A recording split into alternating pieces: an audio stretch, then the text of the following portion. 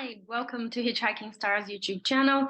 Day after the full moon. So how are you feeling? Full moon conjoined Mars retrograde. There is a video, just the one below, talking about what this could mean, what this could be representing in terms of our process, our personal growth, and etc., which is ultimately my focus when I'm doing astrology, understanding personal growth, etc. So how are you all feeling? I mean, this full moon has been particularly positive for me.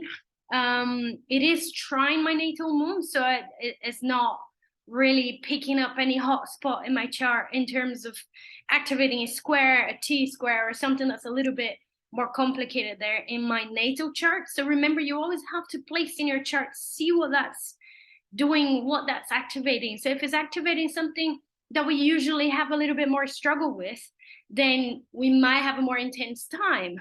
So I had a particular positive one, a lot of work that kind of started to move faster forward as well. Many insights on the whole business venture as well. And yeah, and work and understanding what I'm doing, where I'm going with this, and what am I going to be sort of like launching, relaunching in 23 as well. I think there are loads of like interesting new steps, I would say. And I think Mars, one of the things that Mars do is to accelerate processes, right? So Mars is there sort of accelerating, inflaming, bringing fever, you know, making things hotter. So in my case, with the trine to my moon was something actually quite positive. So how's that for you? Did you have any strong visions and strong emotions, arguments? I think Mars moon Gemini does make me think of arguments, heated arguments, debates, you know, where like we just can't keep our mouth shut.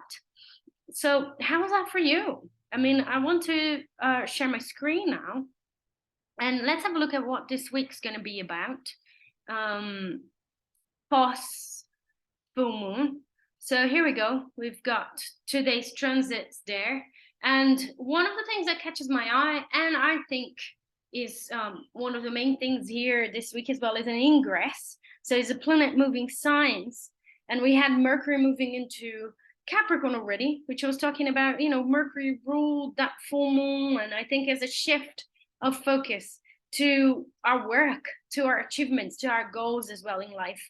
What are our goals? What do we want to be doing out there in the world, basically? So I think that Mercury is still there. Look at 3 degrees Capricorn. Now Venus, so the planet of love, values, you know, in energy that's a little bit more receptive, and you know, how we attract what we want. How do we create a sense of attraction in ourselves as well? And what do we find attractive? What's appealing for us? That's all going to be represented by planet Venus. And Venus will be shifting from Sagittarius into Capricorn as well. So Mercury and Venus move faster than the sun, so they tend to go through the seasons a little bit faster as well. And I think they become a sort of an annunciation of what's coming. So it's preparing the ground for moving from Sagittarius season into Capricorn season. So moving from adventure, vision, dreaming about the future, dreaming about possibilities, into actually creating them, into manifesting them, into taking it seriously enough that you make a commitment and make them happen. So I think this is like, someone made a comment in one of my other videos to talk about Capricorn, and I love Capricorn. I mean, obviously I'm a Virgo with a few things in Virgo, and my Jupiter is in Capricorn as well. So there's like kind of a love for the earthy realm, and I really appreciate, you know, whenever I have new ideas or new visions, I want to know how to implement them. Like I want to make them useful somehow. And so for that reason as well, I feel very close to Capricorn. I really love the Capricornian, you know, Capricorn at best. I mean, every sign will be at best, at worst, you know, and all shades in between. But Capricorn at best is about creating something that will last the challenges of time, like that will be really tested by time. And that, you know, there's something classic about Capricorn. There's something respectful about Capricorn. It's got gravitas. Gravitas is a great word for Capricorn and for Saturn as well. So Venus moving to Capricorn and preparing us to go to, going towards that Capricorn season that will be happening on the 22nd of December, I think is this sort of like shift in perspective there already, like our values, what's important to us, what we love, sort of shifting that way. We also have a Venus very tight, a square to Jupiter as well. And I think, there could be a lot of desire for compassion, for empathy, for art. Venus Neptune is great for expressing art out there in the world. Venus is beauty, Neptune is transcendence. So sort of a beautiful manifestation that transcends reality. That's Venus Neptune at best, right? At worst, with that Mars retrograde as well, it might be finding difficult to set boundaries still. And the full moon may have highlighted that very much, may have made that very clear for us to see.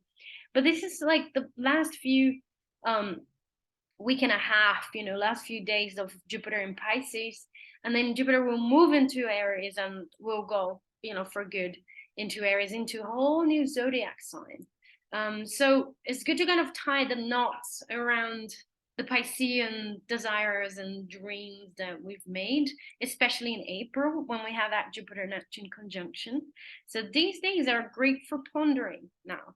And because we're sort of headed towards the new moon again, we're sort of digesting all the things that we came across with the full moon, all the information, all the conflicts, all the, the newness, etc. Is a time for digesting all of that. And here we go, like Saturday 10th, that's when, so tomorrow basically, that's when Venus moves to Capricorn.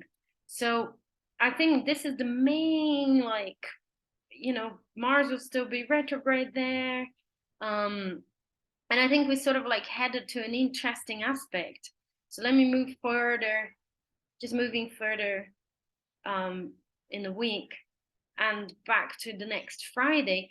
But we sort of headed towards a nice aspect between Mars and Chiron in Aries. Now Chiron in Aries is ruled by that Mars. So there's something they're sort of repeating there.